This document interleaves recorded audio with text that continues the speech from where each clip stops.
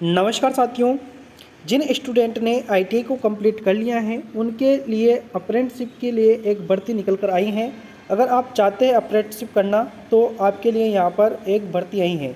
Apprenticeship क्यों करना चाहिए, तो देखिए सभी को पता होगा कि काफ़ी सारी ऐसी वैकेंसीज़ हैं जिनमें 1 साल का ट्रेनिंग एक्सपीरियंस मांगा जाता है, अप्रेंटिसशिप मांगा जाता है।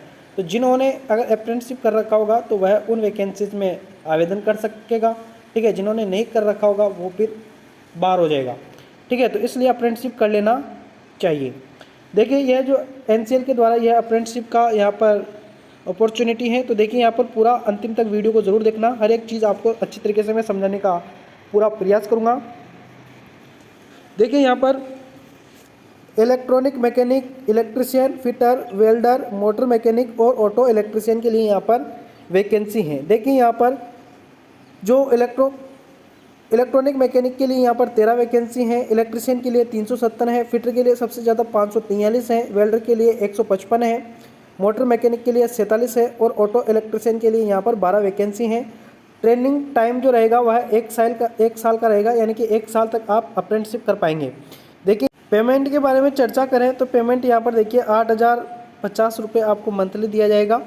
ओनली यहाँ पर एक ट्रेड ऐसी है जिसमें आपको 7,700 ही दिया जाएगा, जो कि वेल्डर ट्रेड के लिए है।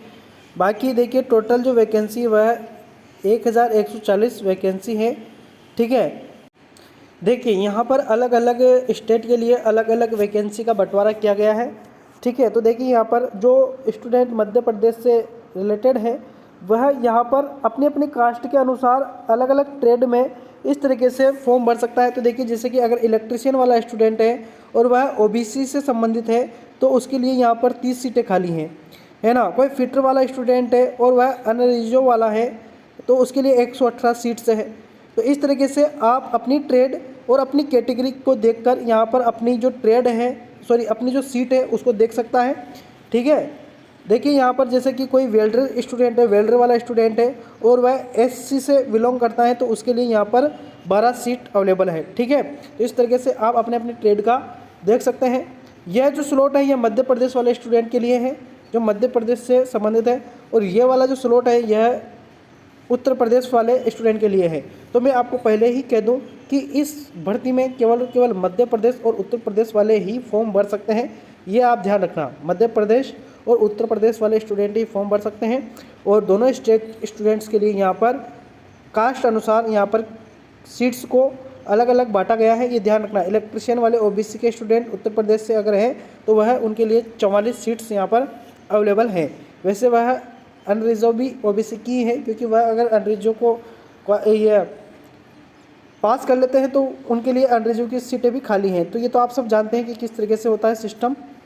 बाकी यहाँ पर PWBD वालों के लिए छूट है, जो कि यहाँ पर आप देख सकते हैं। आगे देखिए यहाँ पर एज संबंधित बात कर लेते हैं। एज जो है 18 से लेकर 26 तक के स्टूडेंट इसमें फॉर्म भर सकेंगे, और डेट कब तक, यानी कि 31/8/2023 तक आप इस क्राइटेरिया को पूरा कर लेंगे तो आप यहाँ पर फॉर्म भर पाएंगे।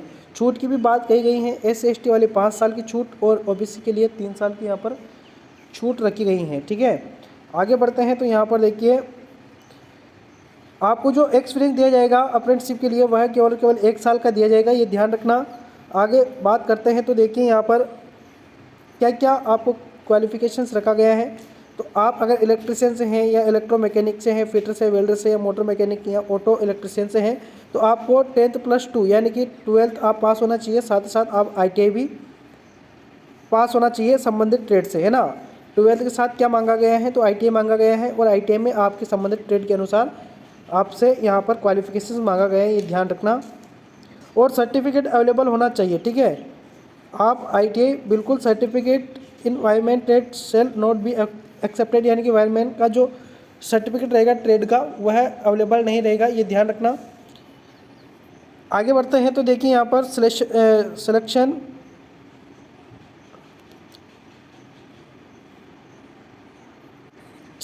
कैसे होगा, तो देखना यहाँ पर सिलेक्शन ऐसे होगा। मैं आपको पूरा यहाँ पर समझा देता हूँ कि यहाँ पर सिलेक्शन कैसे होगा।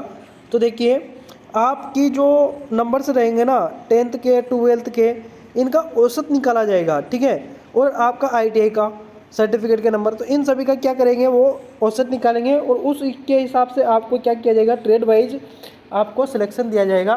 तो इस हिसाब से लेना है। यहाँ पर कोई एग्ज़ाम नहीं होगा, ये भी ध्यान रखना, कोई एग्ज़ाम नहीं होगा, डायरेक्ट भर्ती हैं।